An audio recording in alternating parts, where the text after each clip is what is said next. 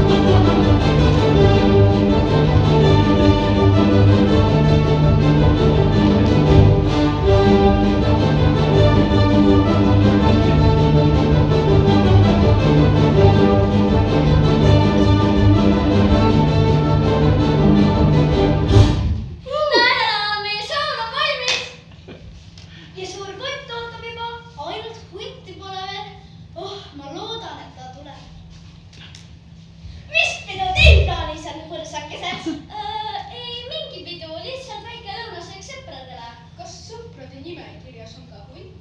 Miks te nii arvate? Me kuulsime, et ootate teda õhtusöögile. Jah, aga mitte sööma, vaid söödavaks. Kas te siis päriselt tahate hunti ära keeta? Ta on nii palju pahandust teinud. Aeg on, et keegi teine natuke higistaks. Kas te olete mõelnud, miks ta neid asju üldse tegi? Miks? Sest ta on kuri. Äkki ta oli lihtsalt nohu. Tere kõigile. Ma tulin vabandust paluma. Teate, ma olen nii kaua olnud see paha hunt. Kuhu iganes ma lähen, kõik jooksevad karjudes laiali. Kuid ma tahtsin vaid sõpru. Kui see üks üksi metsas, hakkad igatsema juttu ja naeru. Ja siis, kui lähed kellegi juurde, saad vastu ainult karjatusi. Kas te kujutate ette, kui raske on olla hunt, kellel on lihtsalt heinapalavik? Palavik, ma arvasin, et sa tahad meid ära süüa. Ema ütles alati, kui hunt tuleb kohe majja joosta. Eks ema tahab lapsi kaitsta, aga vahel jõuab jutt enne mind ette. Ma isegi ehitasin oma maja puust, sest lootsin, et sa tuled ja puhudes kukub see ümber. Ma tahtsin lihtsalt teada, kas sa oled tõesti nii tugev, nagu räägitakse. Võib-olla natuke. Aga seekord avastasin ja nii need majad kukkusidki. Õlgadest maja, atši! Ja nii see kukkus. Ja siis okstest maja, atši! Ja see ka! Mina olin see, kes ütles, keedame hundi ära. Aga olen asjast hoopis valesti aru saanud. Vabandust, hunt, kas sa annad meile andeks? Muidugi anna. Hunt, kes kannab lilli, ei kanna viha. Aga lubage, et järgmine kord, kui keegi teid ehmatab, te küsige, miks ta nii tegi, enne kui keedupoti soojendate.